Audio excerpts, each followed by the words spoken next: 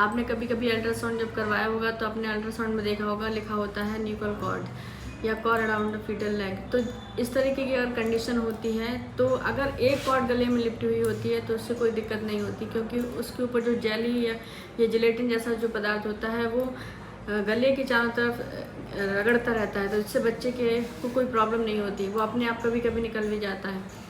तो एक कॉर्ड से कोई प्रॉब्लम नहीं होती। लेकिन जब कभी कभी जैसे अपन कॉर्ड की कैटेगरी को देखा जाए तो कॉर्ड की कैटेगरी अपन न्यूकल कॉर्ड को दो पार्ट में डिवाइड कर सकते हैं, ए और बी।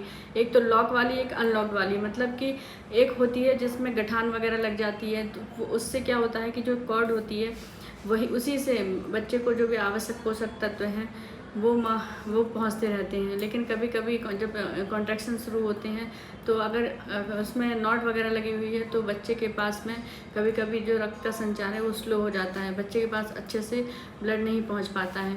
तो जो मैंने आपको अभी वीडियो दिखाई है, जो क्लिप्स दिखाई हैं, उसमें एक बेबी था जिसके चारों तरफ हाथ में पैर में सब जगह से वो कॉर्ड से पूरी तरह से लिपट चुका था।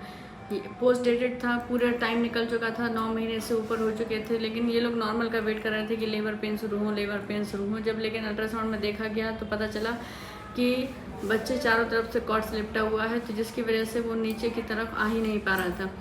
तो मुझे आपको ऐसे ये दिखाना है, क्योंकि पेशेंट बहुत परेशान हो जाते हैं कि न्यूकल कॉर्ड है तो हम क्या करें मैडम, इससे कोई दिक्कत तो नहीं है। तो अगर बच्चे के गले में नाल है तो उससे कोई खास परेशानी नहीं होती है। लेकिन आपको ये देखना है कि उस जो न्यूकल कॉर्ड है जो है गले में, उसमें वो कहीं लॉक तो नहीं है या फिर उसमें कोई नॉट तो नहीं लगी हुई है।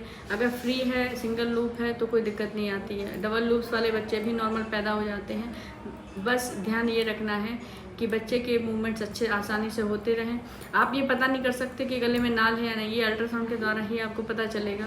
बच्चे की मूवमेंट्स अगर जैसे आपके बच्चे के गले में न्यूकल कॉर्ड है तो आपको चेक करवाते रहना है कि बच्चे के मूवमेंट्स आपको सही हो रहे हैं या कि नहीं। आपको हमेशा लेट के महसूस करना है कि मूवमेंट सही है या नहीं है, और बीच बीच में आके अपने डॉक्टर के पास जाके अपना चेकअप करवाते रहें।